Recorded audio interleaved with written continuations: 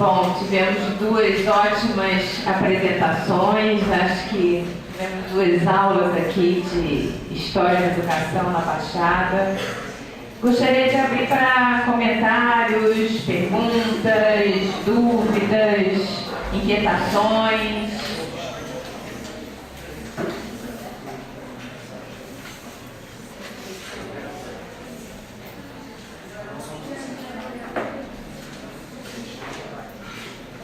Nenhuma questão?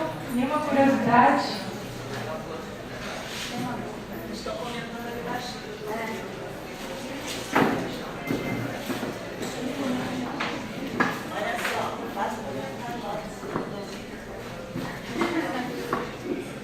Você está querendo saber o que é município e o que é distrito?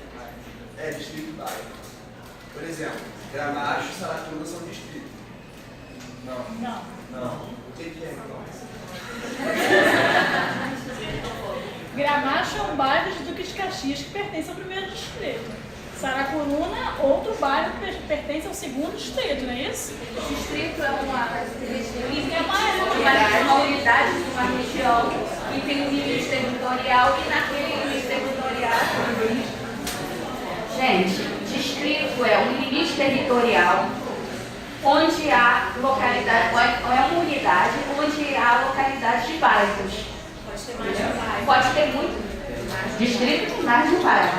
Vamos dizer, aqui o primeiro distrito, nós temos Gramacho, nós temos o centro de Caxias, Vila São Luís, vários outros bairros, Doutor Pauliano. Então, essas localidades são bairros menores e que às vezes a gente confunde o limite de um com o outro. Onde eu moro mesmo? Eu moro no Sarapuí, mas o endereço da minha conta de luz vem Jardim Gramacho. O meu telefone vem Gramacho e minha conta d'água vem Vila Sarapuí.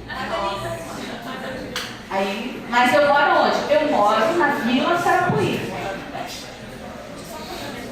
Tá, pode ser. E também tem uma questão da divisão da região, que ainda aqui em Caxias é por vila. Vila Leopoldina 1, 2, 3. Isso ainda não foi alterado no IBGE. Acho que já está sendo estudado, porque eu estava vendo isso. Só para complementar, que te dá a vez, que o primeiro distrito é sempre o distrito sede, da administração municipal. E a relação da distribuição das escolas, elas têm uma numeração para esses anos aí. E assim, escola número 1, número 2, elas estarão sempre nos primeiros distritos. Também vai ter... A sua pesquisa foi em que período? Você fez um recorte inicial para a gente, né?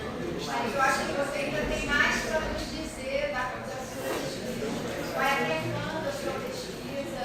E assim, comparando os dias de hoje, né? Em termos de inovação na Baixada, em termos de mudança, principalmente no Duque de Caxias, a educação do Duque de Caxias. Não sei se é o seu foco, mas me deixou curiosa. Né? Essa trajetória, né? Até onde você foi na sua pesquisa. É melhor fazer um bloco, não é? Essa mesmo eu já vou dividir com a Vilma, da minha pesquisa de Caxias.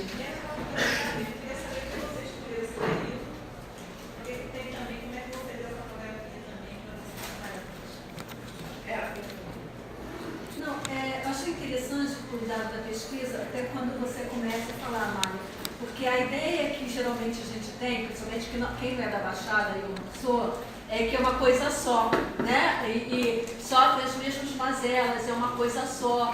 Então, uma coisa que eu achei interessante é essa diferenciação das escolas, apesar da precariedade de algumas, mas essa heterogeneidade, né, que eu achei uma coisa interessante, que a gente está sempre pensando na questão que é tudo igual e não é igual, e essa heterogeneidade também na história de Caxias, assim, que explica, eu estava aqui lembrando, você estava falando, uma certa admiração. Eu fui militante sindical do CEP durante muito tempo, e muito amiga das pessoas que até hoje ainda militam no CEP Caxias e tal, e sempre me admirou muito esse ímpeto, esse dinamismo, a militância, e eu acho que comecei a pensar se isso não tem a ver com a história desse lugar, das reivindicações,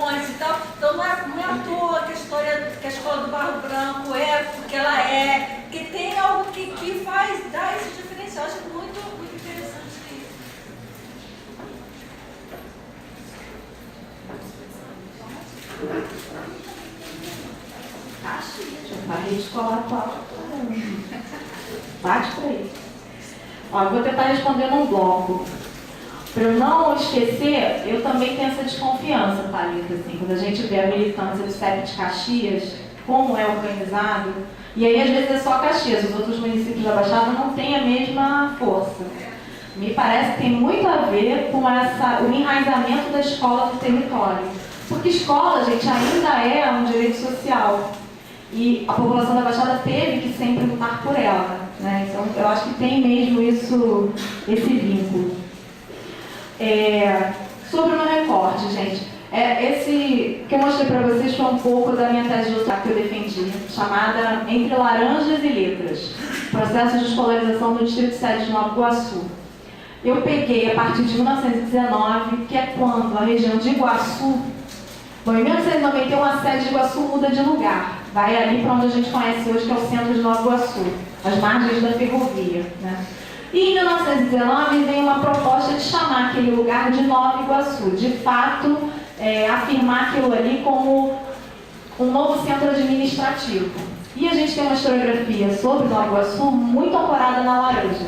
Então eu levei um susto danado, né? Porque assim, eu tinha, claro que como pessoa da Baixada, eu tinha vontade de escrever sobre história da educação na Baixada, mas isso não basta. A gente tem que construir problemas de pesquisa, a gente tem que justificar por que está pesquisando aquilo e tem que ver se é viável.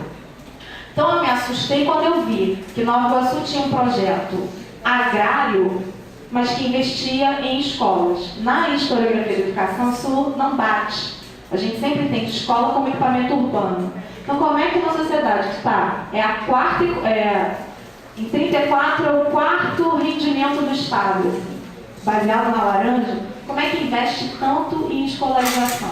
Então, um dos caminhos foi investigar um projeto, que aí só na pesquisa que eu desenvolvi, né? Conhecer um projeto ruralista de poder para a cidade, para uso do território, e compreender o que estava acontecendo em outras regiões.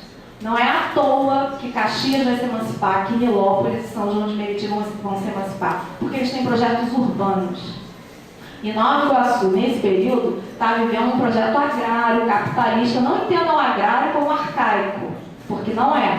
Tá? Nesse caso não é. Ele é arcaico nas formas de trabalho, mas ele é absolutamente capitalizado economicamente. Então eu peguei a data de mudança, já para investigar, né, essa construção de Nova Iguaçu. Por isso que depois eu pude recortar no Distrito Sede, que vai ser a sede administrativa, e fui até 1950. Por quê? Eu tinha que encarar os anos 30 e 40, mas eu também tinha uma documentação que ia até 49, que era dos mapas.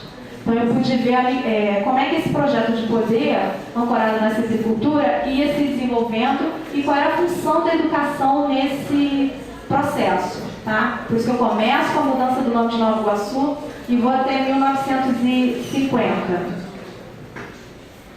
Não sei se eu respondi você sobre o recorte. Como historiadora, eu não me arrisco a fazer comparações com o contemporâneo. Primeiro que eu não tenho bagagem sobre a rede municipal de Caxias hoje, mas uma mudança que eu vejo estudando nos 20, 30 e 40 é que aquele era um período histórico em que, mesmo que tivesse interesses econômicos, as elites políticas, assim, existe um consenso na sociedade de que a instrução era necessária.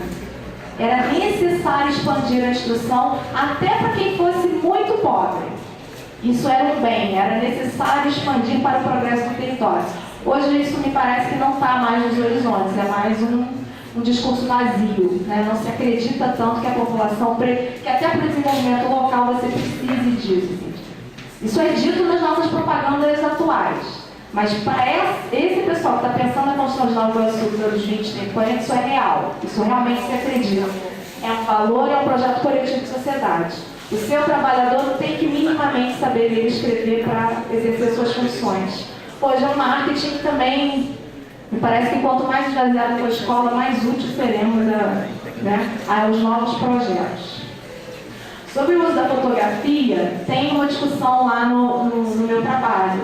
Mas uma preocupação que eu tive é que às vezes a gente olha uma imagem, principalmente fotografia, é uma coisa que nos comove muito.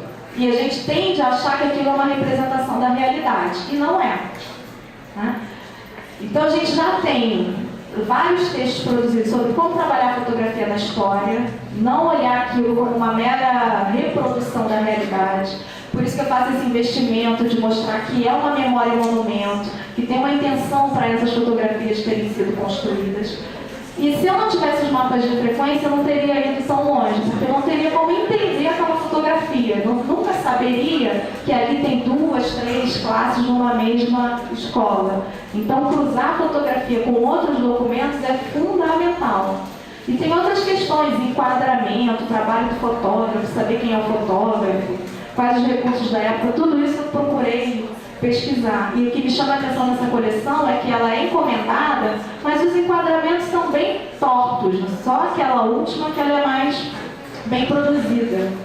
E nessas fotografias da Baixada, tem fotografias de vários distritos, mas elas têm um cenário muito parecido, de crianças que aparentam uma certa pobreza pelos aspectos de vestimenta, e escolas no meio do mato. A gente tem... Todas as fotografias são externas. Vou até agradecer a sua pergunta que vai me ajudar a explicar isso. Não, são do município inteiro. Eu mostrei ali uma de Caxias, porque tudo isso é Iguaçu, em 1933. São 78 fotografias, não dá para mostrar todas. Agora, por exemplo, um dado de análise da fotografia. Vocês viram que todas as fotografias são externas. Mesmo no grupo escolar, que geralmente é um lugar que tem um prédio. Né? Isso é um dado técnico de produção de fotografia, mas isso também, gente, é um dado sobre o que é a escola nos anos 20 e 30. Nós, hoje, a gente consegue organizar na nossa cabeça uma relação entre um prédio e uma escola, entre uma escola e um lugar, entre materiais para leitura e escrita. Né? Isso para vocês está construído. Escola não é isso nos anos 20 e 30. Por isso que às vezes a gente fala, mas é na casa da professora, não é bem uma escola. Essa escola isolada de fins do século XIX para os anos 20, 30, 40. Né? A gente, nesses mapas escolares, por exemplo, a professora vai botando umas anotações. A escola fechou por 3 dias porque está em obra. Eu acompanhei uma escola assim. Um belo dia a professora escreve, não teve aula porque a escola desabou. Então esse é o sentido da... E outra coisa, gente, escola nos 20 e 30, além de você não ter uma identificação com o prédio produzido, construído, com aparelho para ser escola, ela também, a maioria delas não tem nome próprio. Vocês viram nas fotos? Escola Municipal Caxias, escola mista. Sabe quem dá o nome das escolas? O lugar. Tem os interesses também. E às vezes os interesses não batem. Eu tenho parte dos mapas que a gente não conseguiu pegar todos. De Caxias, praticamente nós temos todos os mapas já digitalizados, né? Nós fotografamos. E há interesses que não batem. Nesses mapas também, uma curiosidade é que as escolas não têm nome, mas têm nome de professoras e dizem se elas são leigas ou não, se elas estão se formando ou não. Tem casos que contam assim, de intrigas entre professores, né? Muitas intrigas, para quem gosta de fofoquinha de mapas também tem. E uma questão que eu achei muito interessante são os endereços, porque os endereços são antigos e as ruas, mesmo naquele período, não batem. Porque aquele número, aquela região, aquela rua, a gente não consegue localizar aquela escola. E são dados que também a gente não consegue pegar e afirmar, não, essa escola estava nessa rua. É complicado trabalhar com os mapas, mas é interessante que a gente consegue perceber essa linha que a Mária buscou na tese dela. É interessante. Quem nunca viu, um dia quiser ver também, estamos à disposição do CPMED para mostrar para vocês o que é esse mapa. São folhas imensas que a gente tenta fotografar ao todo, então fotografa partilhar, porque muitos deles as letras já estão quebradas, as folhas já estão rasgadas, mas dá para poder estudar bem. São mensais. Aí vem a frequência, o nome da professora, vem tudo certinho, tudo direitinho. Às vezes tem as notas. A questão do aluguel, né, dos prédios. Os prédios que são alugados, que não são, as cadeiras que estão quebrando, que não estão. Teve uma professora que botou, não tem quadro, não tem cadeira, impossível. Então, é assim, ó, bem Então a gente pega esses dados desses mapas também. É interessante para quem quiser aprender um pouco sobre a história da educação. Tá?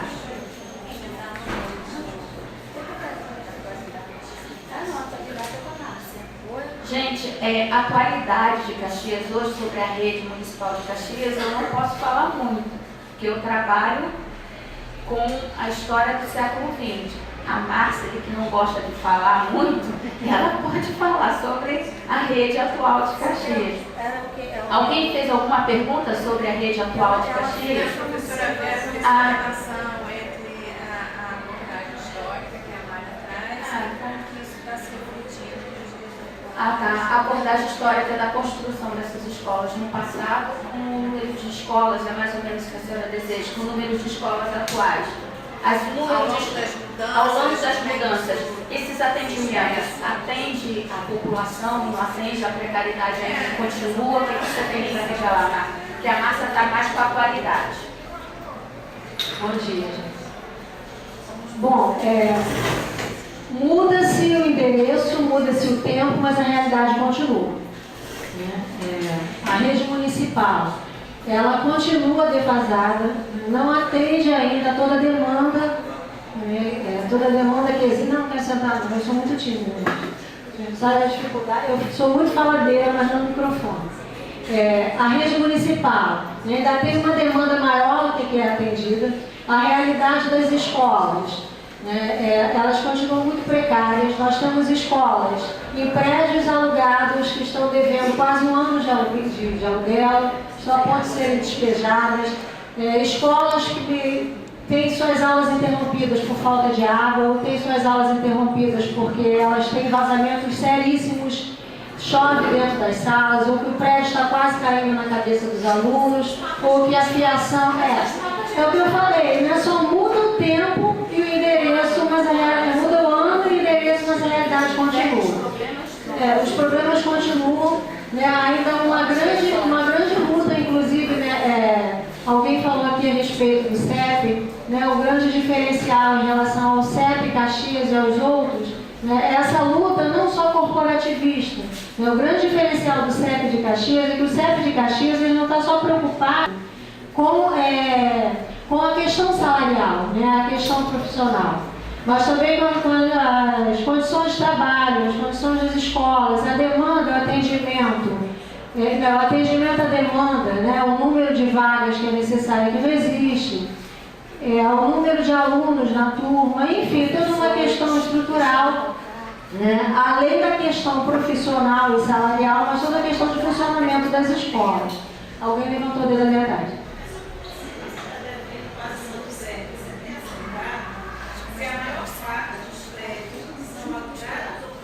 Não, isso eu não sei te responder se a maior parte é alugada ou própria, não.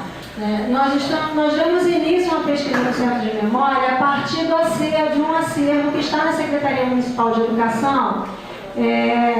Eles têm umas pastas com documento das escolas, documentos tratando da fundação das escolas, quando foi fundada, e quantas reformas ela sofreu. Então a gente teve acesso a esse acervo, a gente está digitalizando e está fazendo inventário e está dando início a uma pesquisa de como surgiram essas escolas na rede municipal. Nós não sabemos ainda te dizer se a grande parte é alugada ou prédio próprio, a gente não tem esse dado. Talvez a própria Secretaria de Educação possa te responder. Nós, do Centro de Memória, não temos esse dado. Assim, o que a gente tem é que tem muitas escolas que continuam em situação precária. Inclusive com funcionamento suspenso, porque não tem condição de trabalhar no prédio escolar. E sem falar a questão da merenda, sem falar a questão do material didático que não tem folha, não tem folha, não tem giz, não tem material para trabalhar, não tem água, enfim, continua precário. Falando da municipal e muitos da estadual também. Está fazendo alguma pergunta?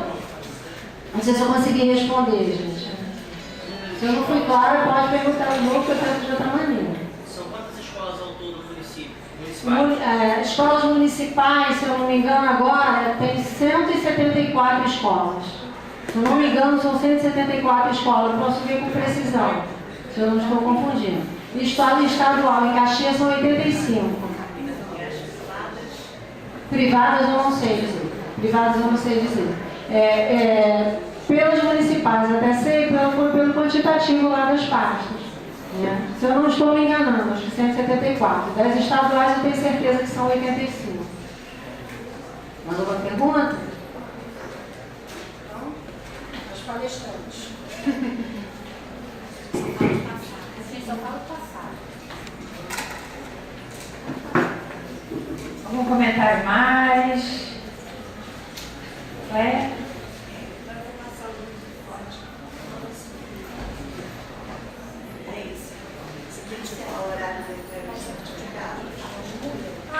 Não dá para falar número não, tem que apontar e cair no nome, porque elas têm números repetidos. Tem duas listas de numeração. É apontar o dedo e o número que cai.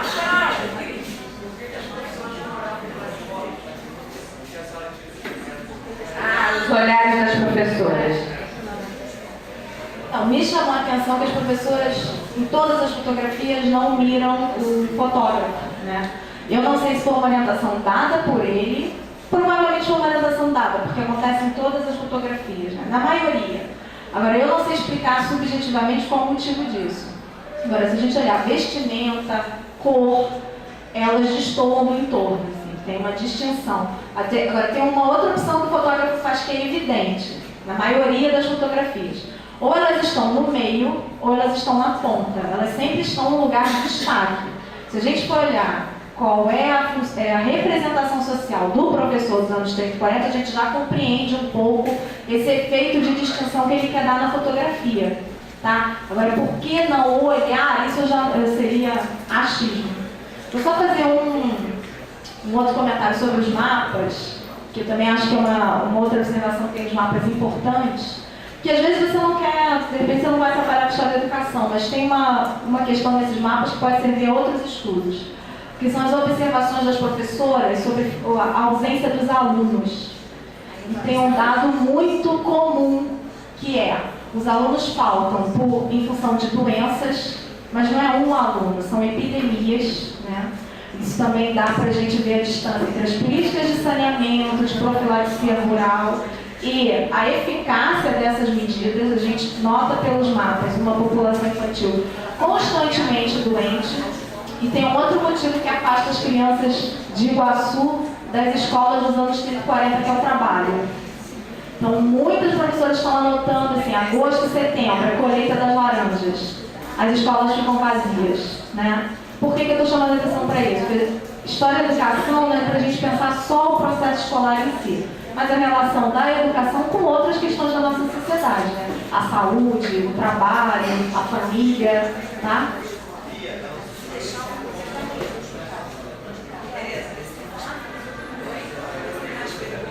Alguma pergunta mais? Eu queria fazer uma colocação aqui, estou controlando. Essa questão, essas escolas que a gente viu, na sua maioria são escolas voltadas para a população carente. Eu queria perguntar sobre as elites, o que você percebeu sobre isso, né? Onde que essas elites se colocavam. E quando você fala desse Iguaçu grande, centrado na laranja, e que depois isso vai se desmembrando em função da industrialização e da própria, do povoamento em torno do processo de desenvolvimento industrial, parece que são esses trabalhadores que começam a reivindicar a presença desses estabelecimentos, pelo que você fala. Né? Porque são as populações que começam a reivindicar, não é o Estado que chega e implanta a escola. São as populações que requerem. E essas populações já são inicialmente as populações de trabalhadores. E muitos rurais, mas muitos que também começam da área urbana. Eu quero mexer um pouco com essa dualidade que é. Bom, gente, com relação aqui ao município do Duque de Caxias, o que fica bem visível é que essas mobilizações surgem da população de trabalhadores ou então dos seus familiares, tá? Esses trabalhadores também querem estudar. Alguns trabalham no setor agrícola, outros não. E toda a maior parte eles vão para a capital, porque aqui era uma cidade dormitório. Por muito tempo foi considerada uma cidade dormitório. Então, a mobilização para a criação de escolas partiu dessas pessoas, em grande parte trabalhadores, e que necessitavam da educação, tanto para eles quanto para os seus filhos. Então, a elite, os dados que nós temos é que, a partir da década de 50, muitas escolas particulares começaram a ser fundadas aqui. Mas antes disso, a elite que ficava aqui, que se estabeleceu na cidade, elas iam estudar em outras cidades. Tá?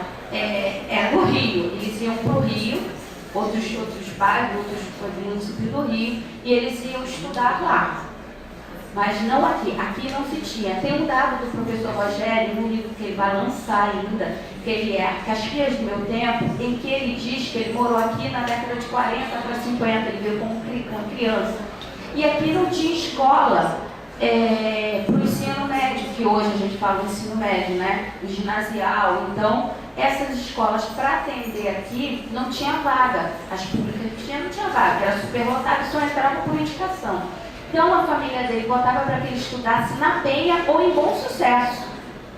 Então, ele demorava horas dentro de um ônibus, que o roteiro não é esse que a gente conhece, são outros, né? Para poder estudar. Então, a gente vê que, pelos dados dessas pessoas, aqui não tinha escola nem muito para elite, não. O que a gente conseguiu ter melhor aqui foi o Colégio Santo Antônio para a formação de professores. Depois, sim, aí veio surgindo o Duque de Caxias, o Colégio Casimiro de Abreu, e que a elite ficou depois o Colégio São José, que hoje não existe mais, o Educandário Cruzeiro do Sul. Essas outras escolas, a elite conseguiu ainda estudar ali. E muito depois, na década de 80 para 90, também teve o antigo Colégio Impacto, que hoje é o Alfa, né? E aí vem surgindo a AF também, São Jorge, né? na década São de Jorge 70. na década de 70. São outros colégios, mas isso não dessa época que a gente estava falando da criação dessas escolas. Bem depois. Em Caxias, tá? Que era a cidade dormitório. A necessidade de escolarizar essas pessoas também para o desenvolvimento local era grande, porque era o ordem do progresso, né? Tinha que progredir de alguma forma.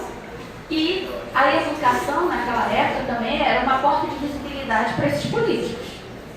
Como a Amália mostrou, as fotografias para mostrar, né, a imponência dos prédios. Pode observar que não deu para ver bem as fotos que eu coloquei por causa do tempo. Mas as fotos são dos desfiles cívicos, das festas organizadas, sempre mostrando o poder da educação, a soberania. Então, sempre vi os políticos, né, participar e tirar fotos naquela escola. Então, era esse o movimento que tinha, sim. A elite teve um espaço aqui, mas depois, antes nesse período da formação dessas escolas, não. Tá? A elite saía daqui para estudar em outros espaços. Então, é isso que eu tenho. Até em Vigário Geral.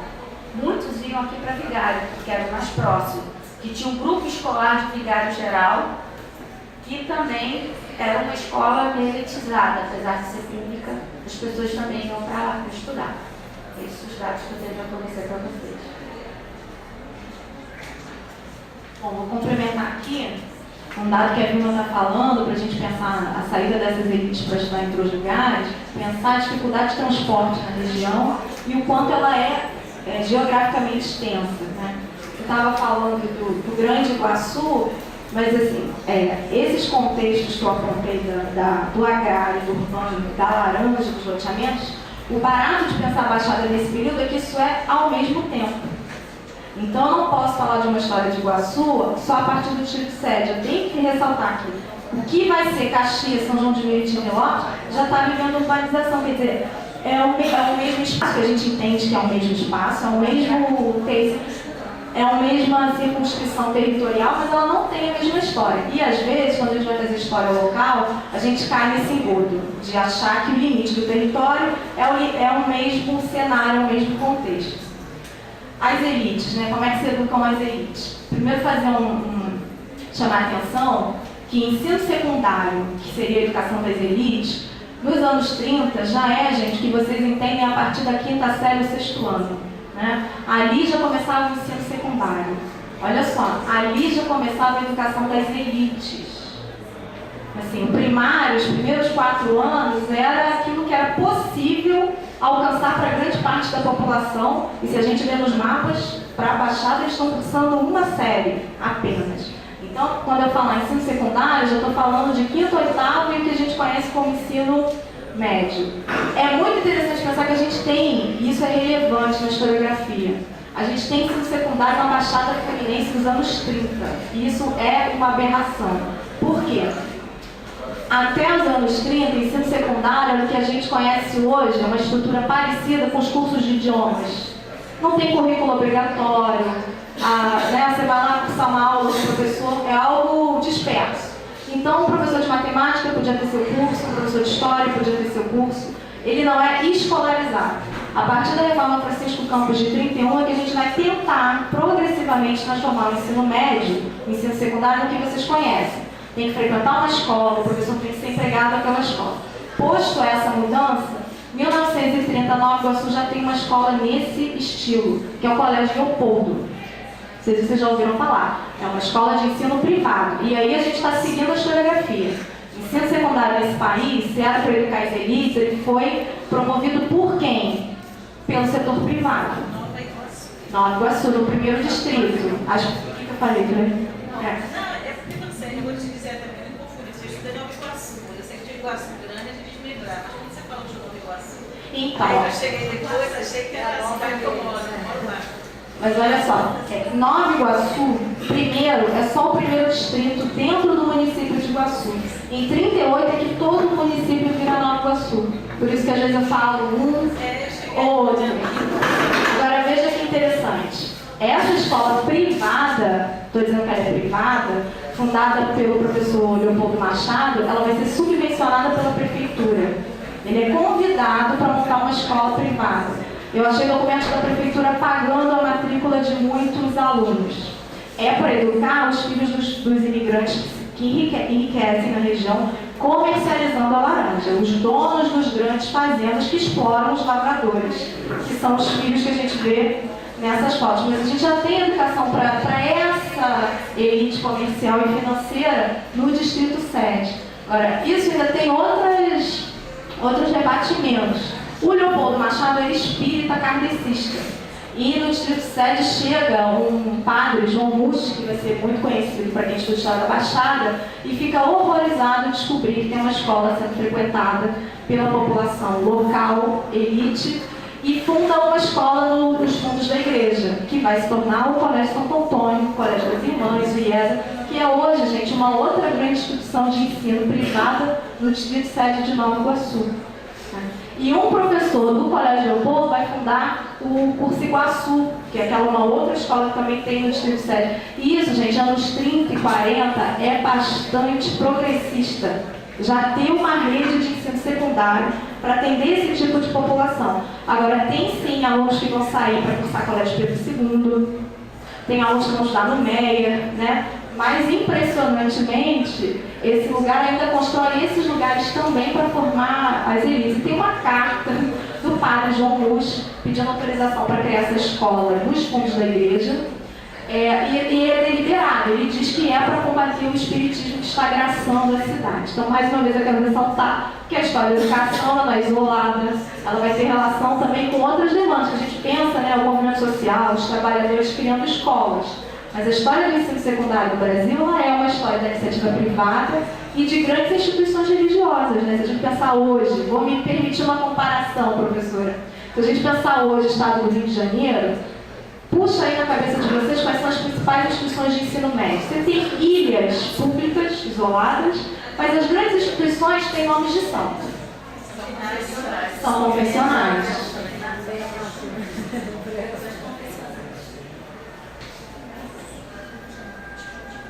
Alguém mais?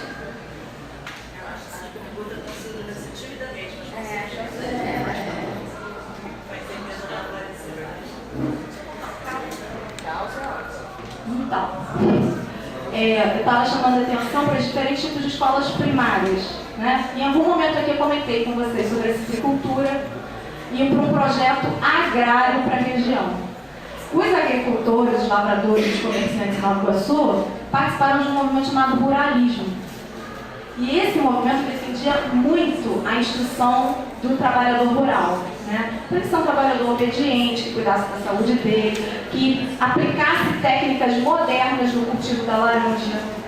Não basta ser o roceiro, tem que ser um roceiro civilizado. Vocês devem ter na memória o personagem do Jeca Tatu, do Monteiro Lobato, né, que é criado nesse período pensando justamente nessa figura que representa o Brasil atrasado, o Brasil agrário. Qual é o projeto educacional nesse período? Vacinar o Jeca Tatu com saúde e instrução para se tornar moderno. Nessa linha é criado no estado do Rio de Janeiro as escolas típicas rurais. Nova Iguaçu recebeu algumas escolas típicas rurais. Nova Iguaçu e Iguaçu. E nos mapas de frequência de uma delas, tem uma coisa que eu acho bacana a gente pensar. Ela é para formar trabalhador rural. Então, eles têm aulas técnicas, né, de agricultura. E no currículo também tinham aulas de religião. E a professora começa a anotar nos mapas, sempre, que os alunos faltam nessas aulas. E ela começa a reclamar nos mapas que os alunos não cursam as aulas de agronomia. E ela conta pra gente, perguntar aos pais, os pais dizem que não mandam os alunos para essas aulas porque trabalhar eles já sabem. Que eles têm que aprender a ler e escrever. Por que eu estou compartilhando isso com vocês? Porque às vezes a escola ela é imposta numa localidade com um projeto. Tinha ali um projeto de educar para continuar trabalhador rural. Mas qual é o projeto dessas famílias numa sociedade que a escolarização é um bem? Não, eu quero mais é que meu filho vá à escola, aprender a ler, escrever e virar doutor. Não para continuar sendo trabalhador rural. Então a professora anota sempre a ausência desses alunos. Isso também é bom para a gente pensar essa tensão, né, que os alunos, que os sujeitos da escola, eles também não estão apenas à mercê de projetos educativos. Eles constroem as suas demandas e eles fazem os seus usos, suas expectativas, seus usos da escolarização. Eu quando eu encontrei esse mapa, numa tarde lá, fiquei bastante feliz com isso. Você também vê a resistência e outros usos da escola, né?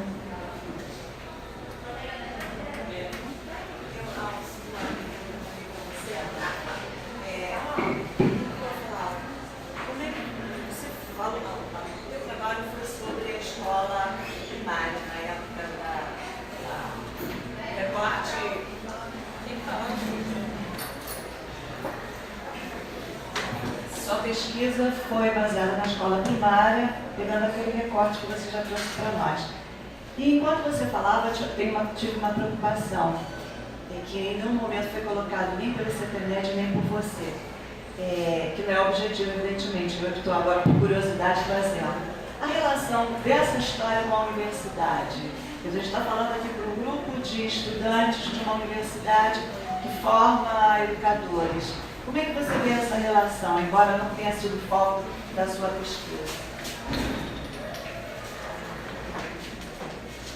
Bom, vou fazer uma coragem no passado, mas vou falar quase autobiograficamente.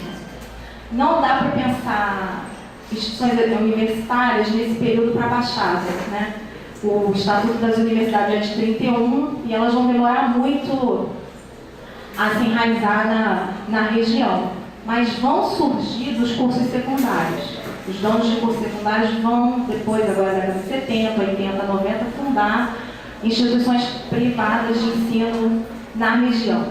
A questão da ausência ou presença de universidades públicas, eu vou falar de uma história muito recente, porque fazendo vestibular em 97, eu já não tinha opção, que muitas pessoas da Baixada têm hoje, de cursar na região, né? Exceto a Universidade Federal Rural e Seropédica, que é um capítulo à parte, que tem a ver com ruralismo, né? Toda a Universidade Federal Rural, ela é um projeto ainda para as funções agrárias da região. A unidade da Rural de Nova Iguaçu ainda estava começando, né? A FEBEC já vinha com uma história desde a década de 70, 80, mas não tinha, por exemplo, a licenciatura que eu queria cursar. E eu também me interrogo muito sobre isso, assim, que esse me parece que é um direito da universidade pública ainda não muito desenvolvido para nós. E muitas vezes a gente tem, assim, que a gente de fato tem a rede privada. Aqui na Baixada a gente tem uma rede extensa privada. E eu ia falar que eu ia fazer um discurso autobiográfico, eu acho que tem essa relação de muitas vezes não esperar que exista demanda por ensino superior na Baixada Fluminense. Na minha primeira aula na FRJ, cursando o curso noturno, o primeiro professor que entrou falou pra gente, olha, quem mora longe e trabalha não pode fazer história. Então é um pouco isso, assim, essa ausência de um ensino superior público na Baixada tem relação de que já não se tem uma expectativa de lugar para esse tipo de morador, de trabalhador, de aluno. Eu vejo muito nesse... E uma outra coisa que eu tenho me mobilizado muito a pensar é que quando tem, às vezes apenas, esse nome é enorme, mas apenas licenciaturas, que são cursos mais baratos de manter de infraestrutura. Eu também acho que é uma coisa que a gente também tem que começar a questionar. Parece que a única coisa que a gente pode alcançar são licenciaturas. Será que é porque... não é por questão da população, o que a população pode passar ou não, mas é porque é mais fácil de ofertar. Eu também acho que é uma questão que precisa ser pensada. Mas essa relação da universidade na Baixada hoje é muito mais escolas. Praticamente ela não existe, né? Fica uma cidade em relação ao espaço e as escolas do outro. Quer dizer, essa relação aí que a gente deseja que ela não acontece. Isso não, eu sei que não foi da forma, mas foi uma experiência. Essa é uma relação que me incomoda bastante. Aí eu não sei se é só uma questão... Uma história que ficou, foi a estrutura da universidade. E que é uma universidade, por exemplo, esse exemplo que eu dei, né? Eu não poderia ter me tornado o que eu me tornei porque eu era trabalhadora, porque eu morava longe e não podia estar. E me parece que, acho que isso não é só na Baixada, infelizmente. Andando por aí, as universidades estão muito mais voltadas para os seus cursos de pós-graduação do que para a formação dos seus graduandos. Então esse eu já acho... E é isso que faz a gente esquecer de olhar para as escolas da região. Sim, essa é uma opinião minha, né? A gente sabe como é o funcionamento de todas as instituições, você tem uma valorização maior se você tem projetos de pesquisa em pós-graduação do que se você tem projetos de extensão. E qual é a porta de entrada para os profissionais em formação e para os professores da rede? É pela extensão. E isso a gente investe muito pouco porque não pontua. Me incomoda muito chegar na FEBEF e ver que tem lixo na porta. A gente tem toda a questão aí de coleta, mas eu fico pensando assim, o que esse bairro pensa desse prédio? FEBEF. Qual é a comunicação dessa instituição com o seu entorno? Agora, eu também não acho, professoria, é uma conversa coletiva, que isso precise sempre ser fragmentado, a formação do professor e do pesquisador. Isso, se a gente for na história da educação, a gente vai ver que é como as políticas públicas de profissionalização para o magistério se definiram lá nos anos 40. Bacharelado e licenciatura, pesquisador e professor. Parece que quem fracassa vai ser professor da educação básica, né? E quem consegue se ancorar em pesquisa vai fazer mestrado e doutorado. E eu sou uma pessoa que pretendo lutar contra isso, assim, porque aí é que está. Eu também não acho que a gente tem que virar as costas para a pesquisa. Parece que não é esse o caminho. Por exemplo, hoje, o que eu penso de possibilidade de comunicação comigo, os professores da rede? É ir lá contar a história da educação, fazer oficinas de história da educação da região. Mas isso aqui só é possível porque teve uma pesquisa. Então, eu acho que essa comunicação precisa ser estabelecida. Por isso que a universidade, para nós, está sempre parecendo que está pairando sobre o entorno, né? Não tem vínculo. Por exemplo, eu estava conversando com a Márcia, que existe CPMED, existe FEBEF, existem já vínculos instituídos, mas eu ainda não vi os professores da rede circulando por aqui, se apropriando desse espaço, né? E nem nós indo até lá, que eu acho que é aí que essa comunicação se estabelece. Desculpa porque eu estou expondo uma opinião, tá? Isso já não tem nada a ver com pesquisa.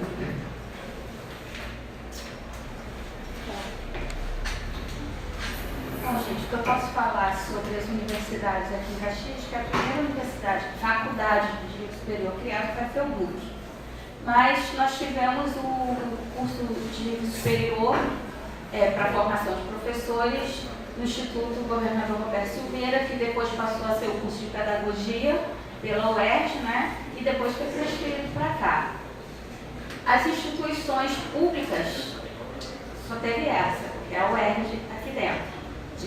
Em Caxias, isso eu posso falar de Caxias, tá? Particular, nós tivemos outros, né, que foi a FEUNUC, a particular, e a AF, que antigamente era AF, que hoje é o Unigran Rio. Para quem é mais novo, só conhece com o nome Unigran Rio, mas para quem tem de 40 anos para trás, a gente sabe que ela é chamada de AF, né? Então, essas são as instituições que tinham. Agora é o polo de extensão da PUC, né? Agora tem o polo de extensão, agora veio outras inovações, polo de inovação da PUC, a UF também está penetrando, essas outras instituições públicas. Mas a grande maioria ainda aqui também é a particular, é a privada. Entendeu? Essa ligação entre universidade e escolas, como a Mária já colocou, eu não vejo. Eu só percebi quando eu estava estudando agora a Barro Branco, que tem a UF, que se mobiliza com projetos dentro da Barro Branco para fazer algum projeto de pedagógico, alguma coisa assim. Mas esse é o único projeto. A FEBEST também já está, né? Em pesquisa. Então agora a FEBEST, quando eu li não estava lá no histórico que nós recebemos, não tinha ainda a colocação. Não tinha sim, já tem sim. Tá? E a FEBEF. Só que nós temos vários outros que poderiam, outras escolas estar inseridas, a gente está fazendo essa parceria realmente. Porque eu acho que é porque a Mária colocou, quem faz mestrado, doutorado, trabalha com pesquisa, tem um patamar superior, eu não vejo isso. Pelo contrário, a gente tem que dar um retorno e a gente necessita desse saber escolar, desse cotidiano. Porque quem trabalha com história, falar isso é coisa do cotidiano, mas o cotidiano também traz essa parcela de conhecimento para a gente. É esse envolvimento, essa troca. Isso como pedagogo, que eu não sou historiadora, eu sou pedagoga. Então, isso me incomoda muito, porque até no ato da escrita, o pedagógico, às vezes, dentro da história da educação, acaba se perdendo. Porque a gente não consegue achar esse espaço ainda, porque essa parceria ainda é muito distante. Então, eu acho que, colocando isso para vocês e colocando aqui dentro da FEBEF, começa a se pensar essa parceria, principalmente com as escolas de educação infantil, né, os primeiros segmentos do ensino fundamental. Essas realmente ficam mais quadradas. A do ensino médio, não. O envolvimento já passa a ser maior, porque tem um curso profissionalizante, porque tem um histórico, os alunos são mais maduros para as coisas. Mas buscar esses professores da rede infantil, né? A creche, eu não vi nenhuma parceria com as creches. Alguém sabe? Você sabe? Tem alguma parceria universidade-creche? Que as últimas novidades que eu tive das creches em Caxias deixaram o cabelo em pé. Então, eu acho que a gente também tem que pensar. São várias coisas que estão aí para serem utilizadas. Nós não sei se nós temos braços e pernas para alcançar tudo isso. É um trabalho muito extenso, vai ser árduo para quem realmente quer fazer. Não é só para dar nome, não, gente. É botar o pano na manga, trabalhar a verdade. Porque pesquisa, principalmente em educação, não é coisa fácil. Como a Mária falou, uma foto está aqui, outra está ali, outra ali. Um dado você não sabe, mas você vai sabendo através de pessoas que você vai entrevistar, um vai saber outro. Aí você acha um documento na gaveta de um. Eu pesquisando a Álvaro Alberto, eu botei anúncio na Rádio Católica. Aí uma pessoa me telefonou. Eu estudei lá, no grupo de escoteiro. Eu falei, grupo de escoteiro? Álvaro Alberto teve grupo de escoteiro? Eu estudei lá, meu pai cedeu roupa, não sei o quê. Eu falei, por que eu estou falando? Está falando com o senhor Atos. Eu falei, senhor Atos? Senhor Atos, você mora na rua Secretiva? Você é meu vizinho. Era o meu vizinho. Foi a única pessoa, mas ele trouxe esse dado também importante, que eu ainda não tive tempo de pesquisar dentro da escola. Olha só, são coisas que vão surgindo e que são só picadas que nós não temos no arquivo, a gente não tem nada. As escolas não têm essa cultura do arquivamento, de guardar a memória, de guardar a sua história. As documentações são perdidas. Entendeu? E vários documentos da regional foram jogados, gente, no lixo. Quem sabe da história da regional de Meriti sabe que eu não estou mentindo. Então, a gente tem que buscar dessas escolas, ainda que o material não foi por lixo, pegar, recortar, fazer parceria e tentar unir universidade e escolas. Tá bom?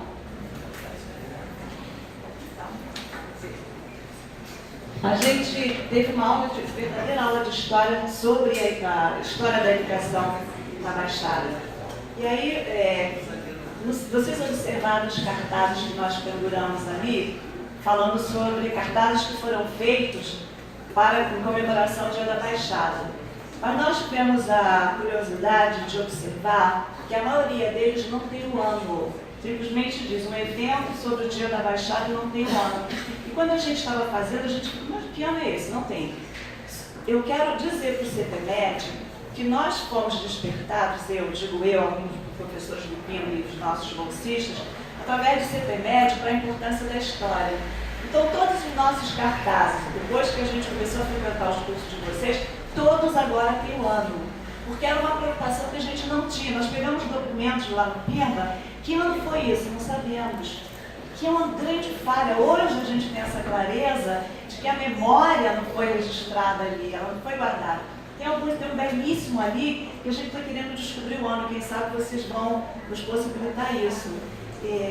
Tanto é que, inclusive, uma aluna nossa, ex-aluna bolsista, que queria fazer uma monografia sobre um tema X, quando ela foi fazer o primeiro curso no CPMED, ela mudou, ela disse, gente, tem que escrever a história da FEBEF, porque a Lilian, e nós não tínhamos nada escrito sobre a história da FEBEF, a não ser a dissertação de mestrado do Gelson, a monografia da Lilian, a monografia de graduação, são as duas únicas produções que a gente tem sobre a história da FEBEF, e agora que o Hugo está responsável por essa atividade. A gente acabou de escrever um artigo, inclusive, para a revista Pilares da História. Tem um pôster ali que a gente está falando sobre isso. A gente pretende produzir um documento sobre isso. E em relação a essa relação da escola, da universidade com a escola, a gente, repito, o CPMED nos ajudou muito nesse sentido, a nos despertar para isso. A gente está estabelecendo relação com as escolas da Baixada. Baixada, na verdade, ainda não Baixada, mas São João de Meriti e Caxias. A gente não conseguiu alcançar os demais municípios, porque é muito difícil alcançar 13 municípios. Mas a gente tem a professora Juscelene coordena um projeto de pesquisa que é lá na Barro Branco. A Barro Branco já esteve aqui, foi no primeiro semestre, não sei se tem alguém da Gil aqui, no ano passado. A Barro Branco foi ano passado, veio para cá. Foi ano passado, 2012, 11, não sei, foi 12. Vieram os pais vieram conhecer aqui a faculdade, os alunos vieram conhecer aqui a nossa instituição. As palestras foram para os professores e para os pais. Eu quero, inclusive, chamar a atenção para o diferencial que é a Barro Branco, e quando as crianças foram conhecer a biblioteca, o bibliotecário falou aqui depois, ele perguntou para as crianças, estão vendo o quê? Harry Potter, Saga, Crepúsculo? Não, nós estamos vendo Cecília Meirelles. Para vocês verem como é que é o diferencial da Barro Branco. E os pais encantados, porque eles nunca tinham entrado numa faculdade. Eu subi da rampa, escutei uma mãe dizer no telefone, eu estou numa faculdade, meu filho. Pela primeira vez ela tinha entrado numa faculdade. Foi muito importante para ela. Então a gente tem essa relação, sim, com a Barro Branco, através do projeto de pesquisa da professora Gil. Tem outro projeto de pesquisa que eu coordeno, que é aqui no Aquino de Araújo. O Aquino de Araújo, inclusive, vem amanhã aqui. As escolas que vêm aqui amanhã, de manhã e à noite, para falar das suas práticas, foram escolas justamente que a gente estabeleceu essa relação. Aqui no de Araújo, que a gente tem um projeto de pesquisa. Barão de Mauá, que nós estivemos lá com os bolsistas, inclusive dos diferentes cursos, para a gente apresentar a FEBEF. E foi uma escola que teve uma participação assim, belíssima. Fomos um dia só, não foi? Foi um dia falando do Baá. Vamos a outro, não é? O Instituto de Educação, que também vem amanhã, porque a gente já tem essa relação estabelecida com eles. E o Alfredo Bacher, inclusive eu acredito até que tem ex-alunos aqui do Alfredo Bacher, que a gente também esteve lá com os nossos bolsistas, 2 diferentes cursos para falarem sobre a faculdade. Eu até estava dizendo para uma turma ontem que a linguagem que a gente, professor, usa na escola do ensino médio é uma linguagem talvez não muito aceita. Eu lembro que eu fui com alguns bolsistas, da Geografia, Matemática e Pedagogia, e eu usando a minha linguagem, né? E daqui a pouco o bolsista vai, eu acho que foi até o Bruno, é porque a faculdade é maneira, porque não sei o quê. Aí eu percebi uma diferença do quanto a a linguagem dele chamou mais atenção do que a minha. Era uma linguagem talvez professoral, acadêmica, não sei. E, inclusive, chegou no ano seguinte, no vestibular, alguns calouros diziam assim, e eu fui, naquele dia que fui lá na escola, eu fui despertada para fazer o vestibular. Então, essa relação a gente está tentando estabelecer, embora seja difícil. Nós só conseguimos ir uma vez no Instituto, uma vez no Barão de Mauá, uma vez no Alfredo Bach, uma vez no... Enfim, acho que só. E são as escolas que a gente convidou para vir aqui amanhã. Barão de Mauá, Alfredo Bach, Instituto e Aquino. Okay?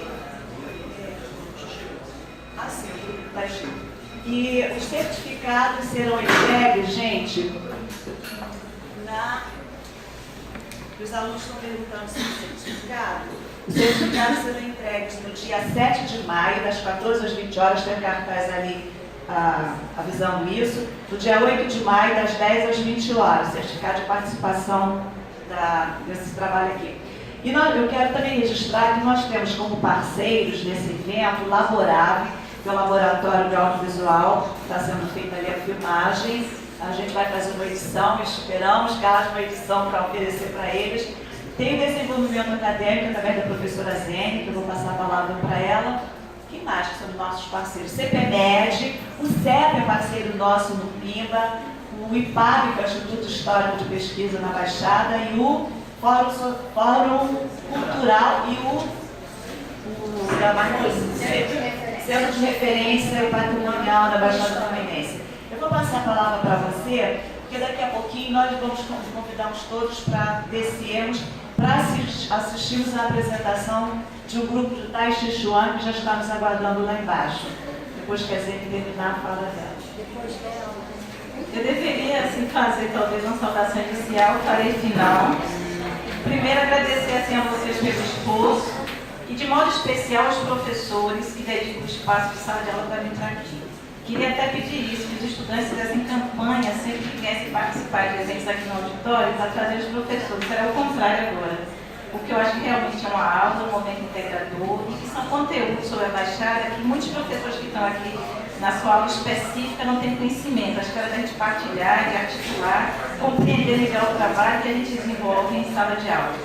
Saudar também uma mesa composta exclusivamente por mulheres. Para mim isso é muito especial, tratando disso. Até Venda vai dizer que se interessa a falar de história sendo pedagoga. E não é por ciúme, eu acho que os homens têm seu espaço, mas ocupam demais. Mas, para dizer isso, normalmente o que a gente tem mais produzido em evidência é boa parte pelos homens que não são pedagogos. Então, a gente tem que pensar que essa mulher, que está realmente assim, acho que ocupa boa parte da escola que a gente não visita, que está menos articulada com a universidade. Daria, inclusive, um outro evento, que é realmente assim, o essencial do ser humano é pensar o trabalho, como é que ele produz cultura e o trabalho que dá trabalho, que faz suar, que é a escola inicial, porque na verdade esse homem também desaparece, né, na luta por salário, por prestígio e por tudo mais. Então, por que a gente não tem uma articulação maior? Mas pensar também que hoje é um dia especial, para mim, que sou de Salvador, por isso que fiquei talvez em cima embaixo, até achando que é Iguaçu, né, eu vim morar por escolha na Baixada, em Nova Iguaçu, a partir de trabalhos comunitários, digo sempre que lá o Centro de Direitos Humanos é a referência para mim, que trabalho com essa questão racial. E aqui foi dada essa evidência também, porque eu digo e acho que a gente tem que dar conta dessa luta dos trabalhadores por escola. Acho que realmente tem uma articulação, de modo especial, até para criar atividades, ou confessionais ou não, mas para a elite, mas é uma luta que a gente precisa dar visibilidade, porque ela existe exatamente, como dizer assim, pela ausência do Estado. Né? Eu tenho, morando em Salvador, a evidência do Rio de Janeiro, de Belém, da própria Bahia, que é a escola comunitária. E tenho certeza, compreendendo até o que alguém levantou, eu tenho um baú de perguntas, quando ela trouxe a questão do distrito, e ela disse que tem escola aqui no Tapari e tal, e que o distrito a gente vai articulando. Pensar também como é que essa população trabalhadora se articula para ter direito à educação. Porque muita iniciativa, inclusive de qualificar a escola oficial, parte da iniciativa comunitária ou da escola, né, particular, da casa de alguém, né, que cobra um preço baixo e que começa a lutar. Mas para dizer isso, eu acho também, por último, saudar essa iniciativa, que eu acho que continua do PIMBA, de modo especial, queria dizer que é uma preocupação que eu acho feminina, vou dizer, muito representada por Cléia, de trazer também o Dia da Baixada aqui para dentro, de continuar com isso. acho que é bom que espalhe, né, por toda a Baixada, mas que a FEBEF também dedique esse espaço. Então, acho que está de parabéns todo mundo, né, que gastou essa hora aqui tão especial. Parabéns à Baixada já com antecedência e que a gente possa continuar essa conversa, né, e construir mais a história. E registrar por último uma surpresa pelo nome, achei que a Mari fosse uma senhora da Baixada, eu conheci antes. Muito contente com o trabalho dela, que eu acho que a gente pode fazer outras parcerias. Muito obrigada, né, em nome da FEBEF, pela presença de vocês e aos alunos pelo esforço de ouvir a gente aqui. Tá bom? Obrigada.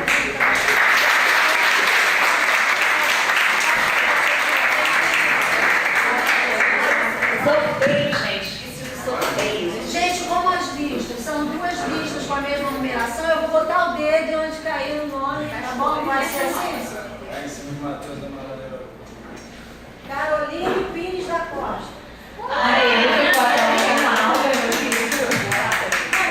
Você será filha. Vai ser filha.